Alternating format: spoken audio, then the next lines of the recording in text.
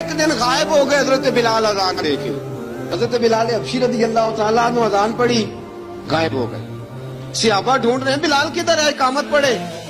حضور نے فرمایا ٹھہر جاؤ, بلال آئے گا تو اقامت پڑھے گا. جلدی نہ کیا کرو مسجد میں, اگر 2-4 منٹ کبھی دیر ہو جائے نا نماز میں تو جلدی کوئی بات نہیں, اللہ کے گھر ہی آئے ہو نا, جلدی نہ مچایا کرو. اللہ کا گھر ہے, رحمت والی جگہ ہے. حضور نے فرمایا بلال آئے گا تو اذان پڑھے گا.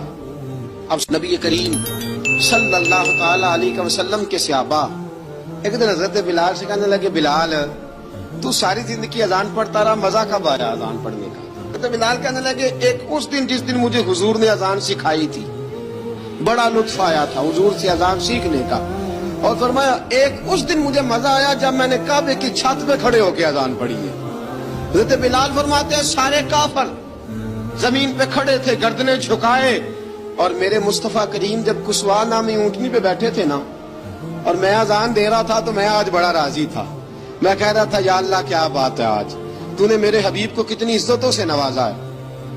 ایک ہے گھر کے کام کاج کرنا, اور میں پہلے بھی حدیث سنا چکا, حضرت بلال حبشی خود بخود لوگوں سے قرضہ لے لیتے تھے, حضور کو تکلیف ہی نہیں. بخاری مسلم بتاتی ہے خود بخود قرضے لے لیتے تھے, نبی پاک کو تکلیف ہی نہیں دیتے تھے. کام کاج ہے, مہمان آ جا رہے ہیں, ان کی خدمت کر دی ہے. بلال نے خود ہی قرضہ اٹھا لیا, قرضہ اٹھا کے خود بخود حضرت بلال سودا لے آئے, سودا لا کے جناب بلال نے پکا دیا. ایک دن ایسا بھی آیا بخاری شریف کے لفظ ہیں کہ جن کے قرضے دینے تھے وہ کہنے لگے بلال سے میرے قرضہ دو ورنہ تجھے لے جائیں گے, بکریاں چرانی پڑیں گے. حضرت بلال حبشی رضی اللہ تعالیٰ انہوں نے حضور کی خدمت میں عرض کی, کہا اگر کوئی بندوبست ہو گیا تو ٹھیک ہے, ورنہ میں تو سویرے بھاگ جاؤں گا, میں شام چلا جاؤں گا, پیسے آ گئے تو مجھے پیغام بھیجنا آ جاؤں گا. سویرے فجر سے پہلے حضور نے پیغام بھیج دیا. فرمایا بلال تیری مدد کے لیے اللہ نے 3 اونٹنیاں سامان کی بھیج دی ہیں. حضرت بلال حبشی رضی اللہ تعالیٰ عنہ نے سارا گھر کا کام کاج خود سے سنبھال لیا تھا. ایک دن غائب ہو گئے حضرت بلال اذان دے کے. حضرت بلال حبشی رضی اللہ تعالیٰ عنہ اذان پڑھی, غائب ہو گئے. صحابہ ڈھونڈ رہے ہیں بلال کدھر ہے, اقامت پڑھے. حضور نے فرمایا ٹھہر جاؤ, بلال آئے گا تو اقامت پڑھے گا. جلدی نہ کیا کرو مسجد میں, اگر 2-4 منٹ کبھی دیر ہو جائے نا نماز میں تو جلدی کوئی بات نہیں, اللہ کے گھر ہی آئے ہو نا, جلدی نہ مچایا کرو. اللہ کا گھر ہے, رحمت والی جگہ ہے. حضور نے فرمایا بلال آئے گا تو اذان پڑھے گا. اب سب صحابہ خاموش ہیں کہ بلال جاتا نہیں, کام بھی اس کا کوئی ایسا نہیں. حضرت بلال دوڑے آئے, جلدی دوڑے آئے. رسول پاک صلی اللہ علیہ وسلم نے سوال ہی نہیں کیا کہ بلال تو کدھر سے آیا, فرمایا آ گئے ہو. حضور آ گیا ہوں, پڑھو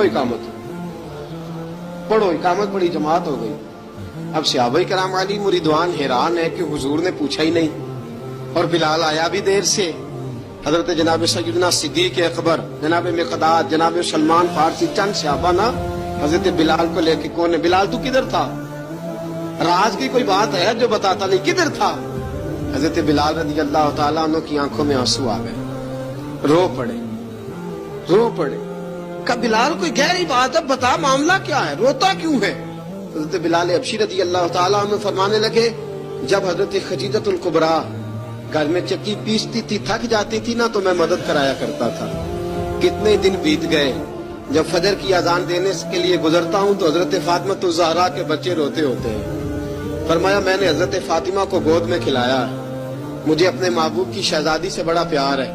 کئی دنوں سے حضور کی خدمت میں عرض کر رہا تھا یا رسول اللہ کو مہربانی فرمائیں. حضور نے رات پیغام بھیجا ہے سیدہ فاطمہ کو کہ بلال جب آئے تو پردہ کر کے اندر چلی جایا کر. حضرت بلال فرماتے ہیں اذان دے کے گیا تھا حضرت فاطمہ کے گھر, میں نے کہا محبوب کی بیٹی ذرا پردہ کر لے, تو بچوں کو دودھ پلا, میں تیری چکی پیس دیتا ہوں. حضرت بلال حبشی کی آنکھوں میں آنسو رو کے بتلاتے ہیں. فرمایا سیدہ طیبہ طاہرہ حضرت فاطمہ الزہرا, میرے حبیب نے پتہ کیا فرمایا, فرمایا جس نے فاطمہ کو راضی کیا اس نے تو مجھے راضی کیا. حضرت سیدنا بلال حبشی فرماتے ہیں میں نے چکی پیسی اور میں تمہیں کیا بتاؤں, میرے محبوب کی بیٹی نے مجھے بڑی ہی دعائیں دی ہیں, انہوں نے مجھ پر بڑا ہی اظہار محبت فرمایا ہے. فرمایا میں آذان سے لے کر جماعت تک لوگ تسبیحاں رولتے ہیں, لوگ قرآن کی آیات کی تلاوت کرتے ہیں, آذان سے لے کر جماعت تک لوگ مختلف قسم کے اذکار میں مشغول ہوتے ہیں. فرمایا میرا ذکر سنو، میری تلاوت سنو، میرا وظیفہ سنو، میں آذان سے لے کر جماعت تک محمد عربی کی بیٹی کی خدمت کرنے چلا جاتا ہوں.